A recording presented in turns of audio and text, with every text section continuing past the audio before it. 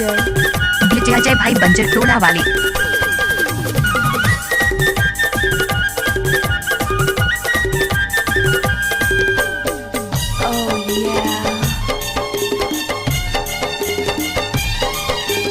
समनापुर थाना देवलपुर गाँव जिला डिंडोरी एमपी जबलपुर संभागो। समनापुर थाना देवलपुर गाँव जिला डिंडोरी एमपी जबलपुर संभाग। बुझते आवे ते हाँ देवलपुर गाँव अनिल सुनवानी हवाई मोरे नाम। बुझते आवे ते हाँ देवलपुर गाँव अनिल सुनवानी हवाई मोरे नाम।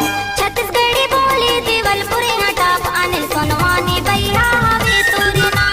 छत्तीसगढ़ी बोली देवलपुर हटाप अनिल सुनवानी भैया हवे तोरे नाम। रईसों के तोले उर्मिला मोरे नाम पुछतिया हूँ भैया देवलपुर गाँव। रईसों के तोले उर्मिला मोरे नाम पुछतिया हूँ भैया देवलपुर गाँव। छत्तीसगढ़ी बोली देवलपुर हटाप अनिल सुनवानी भैया हवे तोरे नाम। छत्तीसगढ़ी बोली देवलपुर हटाप अनिल सुनवानी भैया हवे तोरे नाम।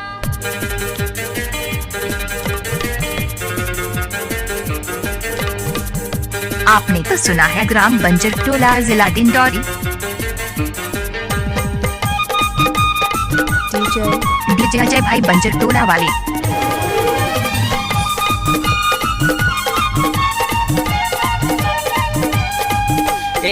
नब्बे 98 12 56 91 मोरे मोबाइल नंबर है। फोन तोर संग हो जाही मुलाकात हो तोर मोर यही कनेक्शन है।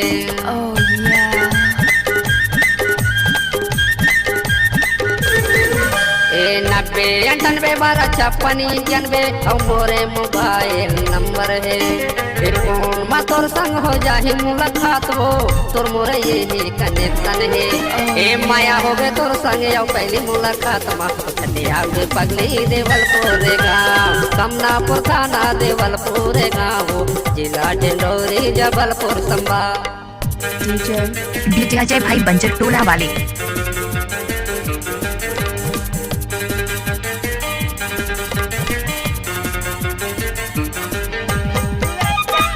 डीजे अजय भाई बंजर टोला वाले।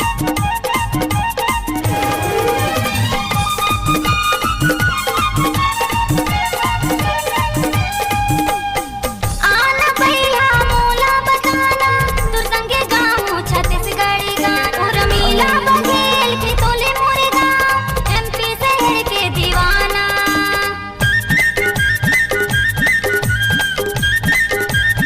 डीजे अजय भाई बंजर टोला वाले। आना भैया मोला बताना तू संगे गाँव छत्तीसगढ़ी गाँव। उर्मिला बघेल के तोले मोरे गाँव एमपी शहर के दीवाना। उर्मिला के सरतारा जाऊँ मैं देहात माँ पुछतिया हूँ भैया देवलपुर गाँव। छत्तीसगढ़ी बोले देवलपुर हटाप अनिल सुनवानी भैया हवे तोरे नाम।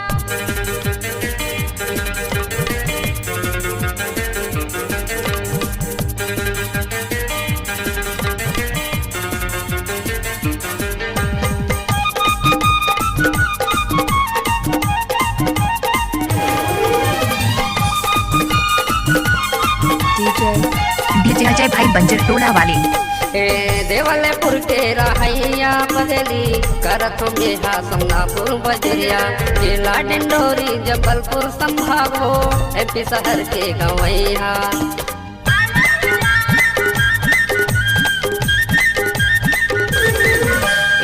देवलपुर के रहैया बदली करत मेहा समनापुर बजरिया जिला डिंडोरी जबलपुर संभाग हो एमपी शहर के मैहा गवैया।